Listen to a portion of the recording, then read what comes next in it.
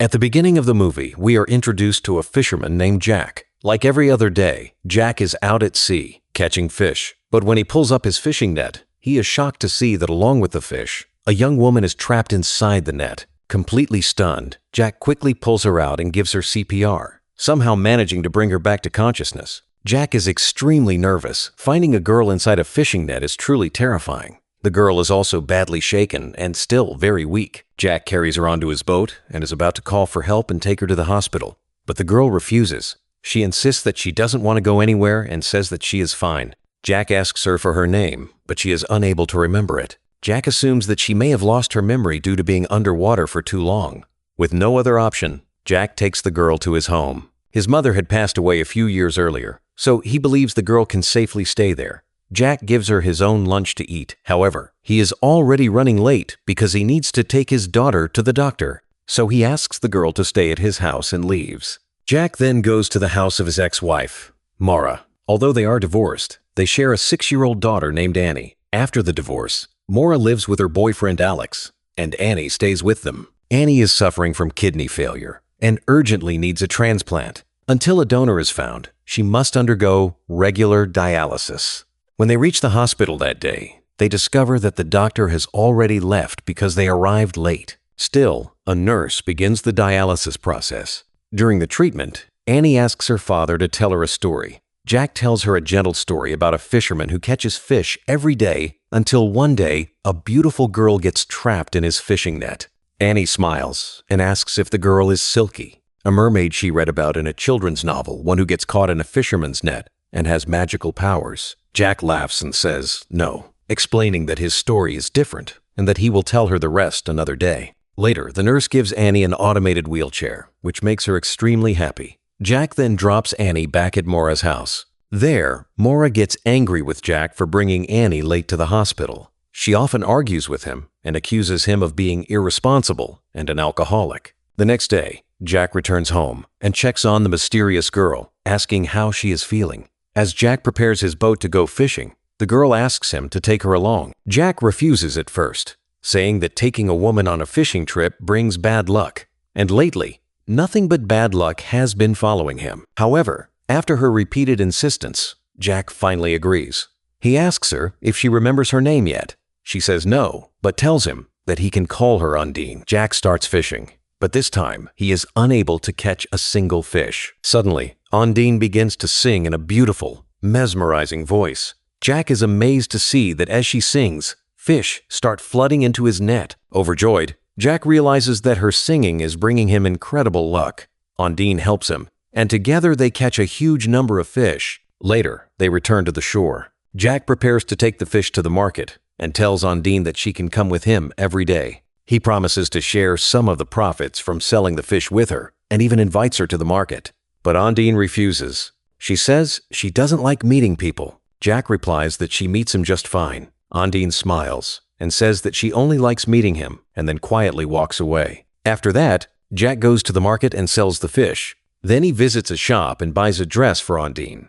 Later, he goes to Annie's school to pick her up. Annie moves ahead in her wheelchair while Jack follows in his car. As they travel together, Annie asks her father to continue the story. Jack tells her that the girl starts living with the fisherman and that she can sing to call different kinds of fish toward her. Annie excitedly replies that in her story, Silky also talks to her underwater companions through songs. While chatting like this, they reach Annie's home. Jack then drives back to his own house and gives Ondine the dress he bought for her. She becomes very happy and kisses Jack on the cheek. Jack asks how long she plans to stay there. Instead of answering, she asks him how long she is allowed to stay. Jack smiles and says that if it were up to him, he would let her stay forever. Later, Jack drives off somewhere, and we see Annie secretly following him. She believes her father is hiding something from her. Jack arrives at the church, where he often comes to confess his sins. But this time, he tells the priest everything about Ondine, how he found her, and the strange things surrounding her, and even asks whether she could be a mermaid, since she remembers nothing and doesn't even know her own name.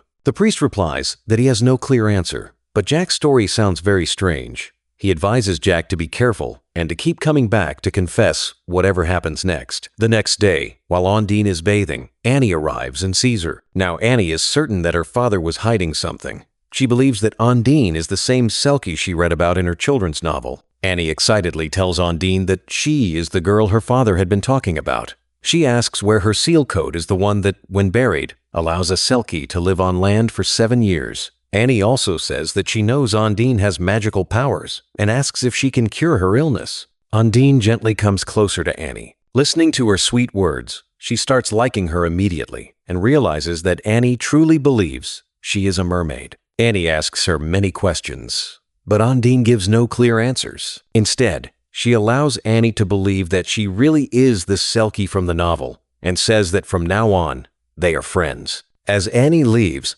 she promises that they will meet again and talk a lot more. Later, we see Jack asking Ondine if she would like to go fishing with him. She agrees, but on one condition, that no one else should be there except Jack. Jack promises that it will be just the two of them. Out at sea, Jack begins to feel attracted to Ondine because of her beauty. Soon, she starts singing again. And once more, Jack catches a large number of fish. Suddenly, a guard patrol boat passes near them. Ondine quickly hides herself. 2 officers board Jack's boat for inspection and eventually find her. They question Jack, asking why he is hiding a woman on his boat. Jack replies that having a woman with him isn't illegal. The officers then ask Ondine if this is true. She confirms that she is there by her own choice. Satisfied, the officers leave. After this incident, it becomes clear that Ondine can no longer stay hidden. There is no point in keeping her a secret anymore. They return to the market and sell the fish. Annie also arrives there, and the 3 of them go shopping for clothes. Annie continues talking excitedly about Selkies where they live, and their stories still firmly believing that Ondine is the Selkie from her novel. Meanwhile, Ondine comes out wearing a dress, looking incredibly beautiful. At the same time, we are shown an unknown man who has arrived in the area searching for someone. Who this man is and whom he is searching for will be revealed later in the story. In the next scene, Annie goes to Ondine and says that she also wants to learn swimming like her. Ondine takes her along and starts teaching her how to swim. While they are in the water, Ondine finds a bag that she had been searching for many days. She pulls it out, and when Annie sees it, she excitedly asks if that is her seal coat. Ondine replies that, yes, it is her seal coat. Annie says that it must be buried in the ground as soon as possible, so that Ondine can stay on land for 7 years. After that, they bury the bag near the riverbank. Annie treats all of this like a game. Ondine then tells her that this is their secret and asks her not to share it with anyone.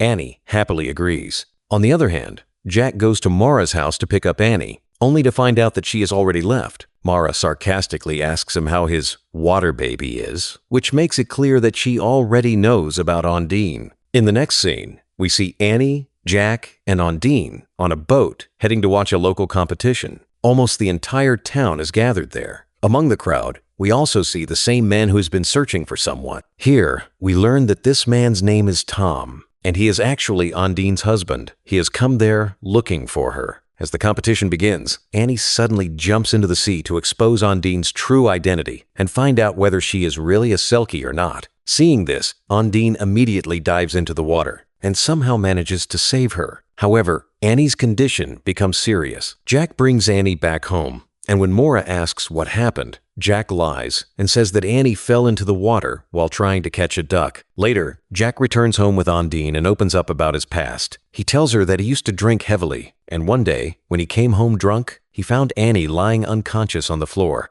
Her mother was so intoxicated that she didn't even care about their daughter. Somehow, Jack rushed Annie to the hospital and saved her life. From that day on, he completely quit drinking. Soon after, he got divorced from Mara. But even after everything, he never got Annie's custody because he was just a poor fisherman. Hearing all this makes Ondine feel deeply sad. Jack then moves closer and kisses Ondine, and the two of them grow emotionally close. The next evening, when Jack is not at home, Ondine's husband arrives there searching for her, but she notices him in time and hides herself. Because of this, he fails to find her and leaves. When Jack returns home, he starts looking for Ondine. After searching for a while, he finds her sitting alone in the darkness. He asks why she is sitting there like that. Ondine tells him that her husband is looking for her and that he is a very bad man. Hearing this, Jack is shocked and says, "So you have a husband too?" He assumes that Ondine's memory is returning. He then asks her that if she could make one wish, what would it be? Ondine replies that she would wish for Annie's illness to be cured and that the three of them could stay together like this forever.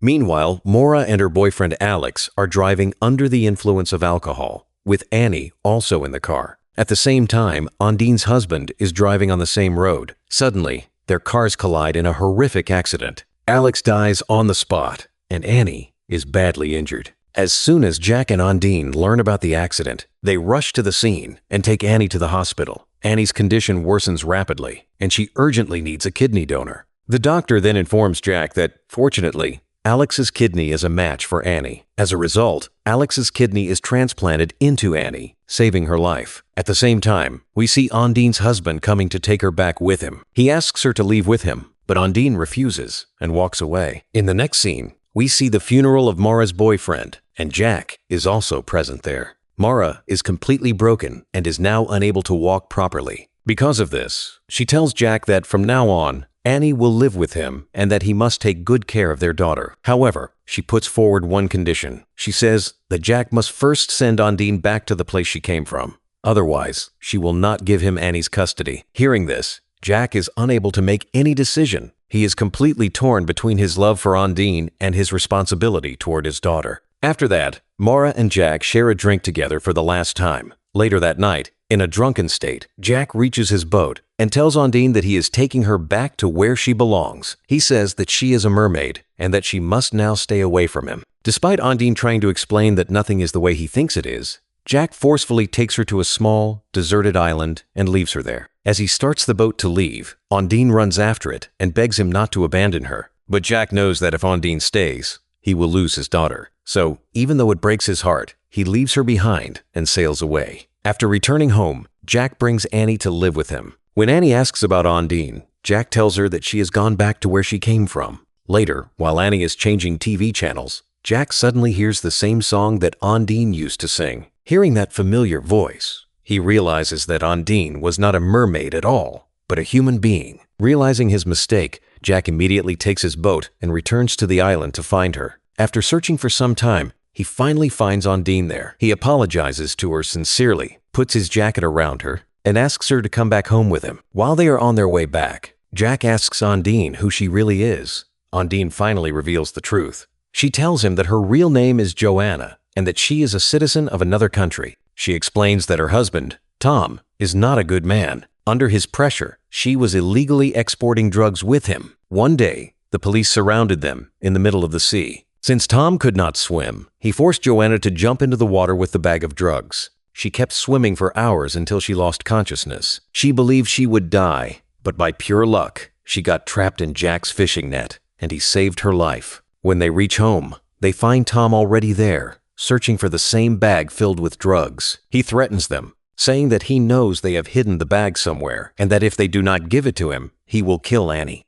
Jack starts fighting with him, but another man arrives and points a gun at Jack. Tom then begins attacking Ondine and threatens to kill both Jack and Annie if she does not reveal the bag's location. Under pressure, Ondine tells him where the bag was hidden, but when Tom searches there, he cannot find it because Annie had already moved the bag to another place. Ondine then asks Annie to tell them the correct location, but Annie refuses. She says that if she gives back Ondine's seal coat, Ondine will leave her forever. Ondine gently assures Annie that she is not going anywhere. After that, Annie finally reveals that she tied the bag with a rope and hid it deep under the sea. Tom and his partner go into the water to retrieve the bag. At that moment, Ondine seizes the opportunity and pushes both of them into the water. Since Tom cannot swim, he drowns and dies. Soon, the police arrive and take Tom's dead body along with his partner. Ondine is also taken into custody because she is not a citizen of the country. However, Jack decides to marry Ondine. After marriage, she will become a legal citizen, so Jack manages to get her released on bail. In the final scene, we see Jack, Ondine, and Annie traveling on a boat toward the church for Jack and Ondine's wedding. And with this beautiful and emotional moment, the story comes to an end.